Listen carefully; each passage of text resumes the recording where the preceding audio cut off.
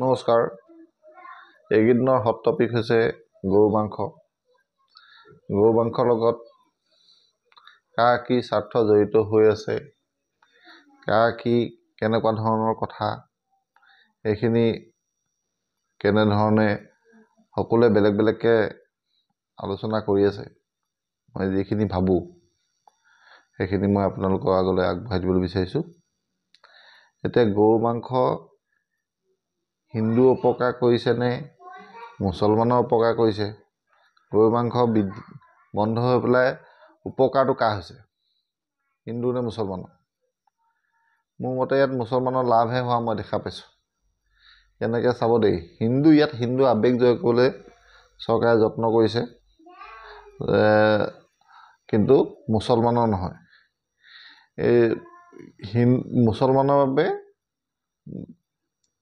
গৰু মাংস বন্ধ কৰি দিলে, কিন্তু হিন্দু এলেকাবিলাকততো মদৰ দোকান চলি থাকিল। আৰু মুখ্যমন্ত্ৰীয়ে কৈছে যে গাহৰি উৎপাদন বৃদ্ধি কৰিব। গাহৰি মাংস উপকাৰী নেকি? যদি গৰু মাংস উপকাৰী নহয় তেতিয়াহ'লে গাহৰি মাংস উপকাৰী নেকি? কিন্তু এইবিলাক কথা আমি আজি আলোচনা কৰিম। আলোচনা কৰিবলগীয়া বিষয় এইবিলাক। কথাটো হৈছে কি, আগৰ দিনতে যদি কাৰোবাৰ কিবা ঘৰত বিপদ আপদ হয় বা এতিয়াও গাঁৱৰ মানুহে গৰুৰ ওপৰত নিৰ্ভৰ কৰে। গৰু এনেকুৱা এটা বস্তু অৰ্থনীতিৰ লগত জড়িত হৈ আছে যে আমাৰ মানুহে এটা গৰু, দমৰা গৰু বিক্ৰী কৰি ল'ৰা ছোৱালীক কলেজত এডমিশ্যন দিয়ে। কাৰণ কোনোবা হস্পিটেলত ভৰ্তি হ'লে হস্পিটেলত চিকিৎসাৰ বাবে গৰু এটা বিকিলে 10,000 15,000 টকা পাইছিলে। এতিয়া যদি গৰু মাংস প্ৰচলন বন্ধ হৈ যায়, সেই 10-15,000 টকীয়া গৰুটোৰ দাম 2-3,000 কমি যাব। আৰু সেই 2-3,000 কমি গ'লে হস্পিটেলত ভৰ্তি হ'লে আগতে 10-15,000 টকা খৰচ হোৱা বেমাৰটো মানুহে যদি হস্পিটেলৰ পৰা এটা গৰু বিক্ৰী কৰি তেওঁ হস্পিটেলৰ পৰা উদ্ধাৰ হৈ আহিবলৈ পাৰিছিলে, তেতিয়াহ'লে আজি এনেকুৱা হ'লে 2-3,000 4-5টা কমচে কম গৰু বিক্ৰী কৰিহে তেনেকুৱা এঘৰ মানুহ হস্পিটেলৰ পৰা উদ্ধাৰ হৈ আহিব পাৰিব। এই গৰু যে বিক্ৰী কৰিছিলে, গৰু বিক্ৰী কৰা কিন্তু প্ৰায় 90% মানুহ আমাৰ হিন্দু মানুহে হয়। বাকী মুছলমানসকলে গৰু খাবৰ বাবে কিনে। আজিকালি বলধ গৰুটো বেলেগ কোনো কাম নাই, মানে হাল বাবলৈ নাযায়, নিনিয়ে মানুহে। গতিকে আইনত যেনেধৰণে কোৱা হৈছে যে বুঢ়া হ'লেহে গৰু বিক্ৰী কৰিব, মতা গৰুবোৰ মানুহে কি কৰিব? মাইকী গৰুবোৰ গাখীৰ উৎপাদনৰ বাবে ৰাখিব পাৰিব। এই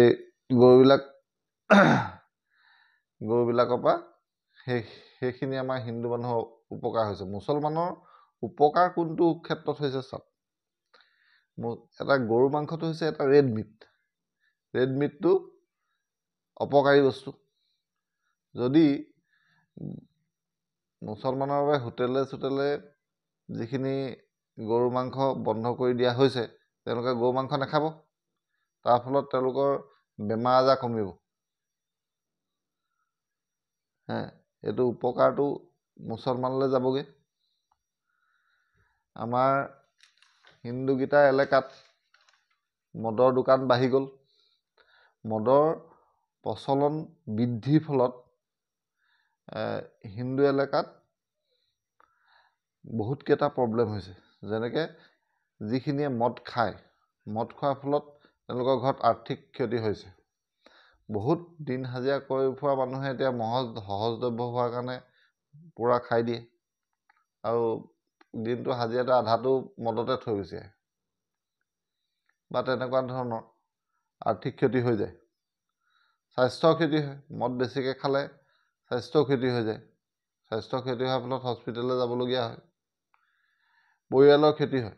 পৰিয়ালৰ ক্ষতি মানে মদে অশান্তি সৃষ্টি কৰে। অশান্তিটোৱে এনেকুৱা হৈ যায় যে এইটোৱে কোনো এটা পৰিয়াল ভালকৈ চলিবলৈ নিদিয়ে। ফলত ডিভোৰ্চ বা বহুতে এইটো সমাজত যিটো মানে আজিকালি বেছিকৈ এটা ব্যাধি ৰূপে জন্ম লৈছে যে ছেকেণ্ড মেৰেজৰ যিটো কথা হৈ আছে, সেইটো এই এনেকুৱা ধৰণৰ প্ৰব্লেমৰ পৰিয়ালবোৰৰ পৰাই হয়। আৰু এইখিনি ক্ষতি হৈ আছে। গতিকে চৰকাৰে মদৰ দোকান বন্ধ কৰিব লাগে। গৰু মাংস বন্ধ কৰক নকৰক, কিন্তু মদৰ দোকানখন বন্ধ কৰিবই লাগে।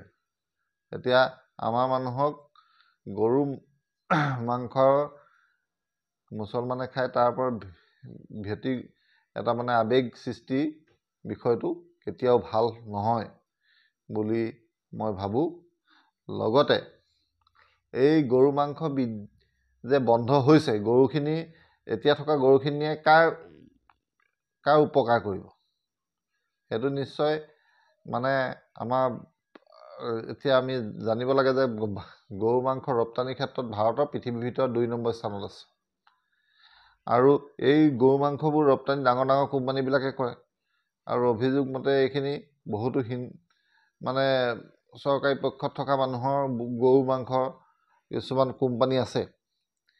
এই গৰু মাংস কোম্পানীবিলাকে সস্তাত গৰু পায়, সস্তাত মাংসটো উৎপাদন হ'ব আৰু তেওঁলোকৰ উপকাৰ, তেওঁলোকেহে আৰ্থিকভাৱে লাভান্বিত হ'ব। গতিকে বিষয়টো বহুত এটা চিন্তনীয় বিষয়। গৰু মাংস বন্ধ নহওক, মদৰ দোকান বন্ধ হওক, এইটোৱেই আমি আশা কৰোঁ। আপোনালোকে কি ভাবে? কমেণ্ট কৰি জনাব পাৰিব। ধন্যবাদ।